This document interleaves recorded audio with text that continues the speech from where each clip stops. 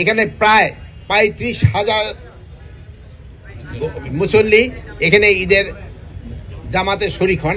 এখানে অনেক গুণীজন আসেন এবং অনেক গণ্যমান্য ব্যক্তি আসেন। তাদের নিরাপত্তার জন্য আমাদের যত ধরনের ব্যবস্থা নেওয়ার কথা আমরা সব ধরনের ব্যবস্থাই নিয়েছি।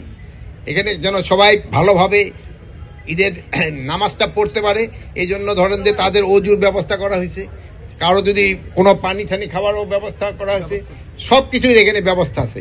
কেউ অসুস্থ হয়ে পড়লে যদি তারও কোনো চিকিৎসার দরকার পড়ে, ওখানে চিকিৎসক এখানে আছেন।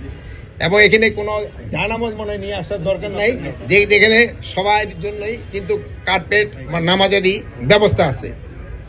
তো আপনারা ভালো থাকেন, দোয়া করবেন আমাদের জন্য। উপদেষ্টা, ফাঁকা ঢাকায় নিরাপত্তা বিঘ্নিত হবে অথবা ফাঁকা ঢাকায় নাশকতা চালাতে পারে এমন একটি গুঞ্জন বিভিন্ন জায়গায় শোনা গেছে। এ বিষয়ে আপনাদের নিরাপত্তা ব্যবস্থা? শোনেন, গুঞ্জন সবসময় গুঞ্জনই থাকে। আমাদের নিরাপত্তার কোনো অভাব নাই এবং কোনো নাশকতা হওয়ার কোনো আশঙ্কা নেই। যদি কোনো ধরনের কোনো সংবাদ আপনারা পান তা আপনারা আমাদের জানাবেন, আমরা জনগণকে নিয়ে আপনাদের নিয়ে আমরা ওইটাকে প্রতিহত করব।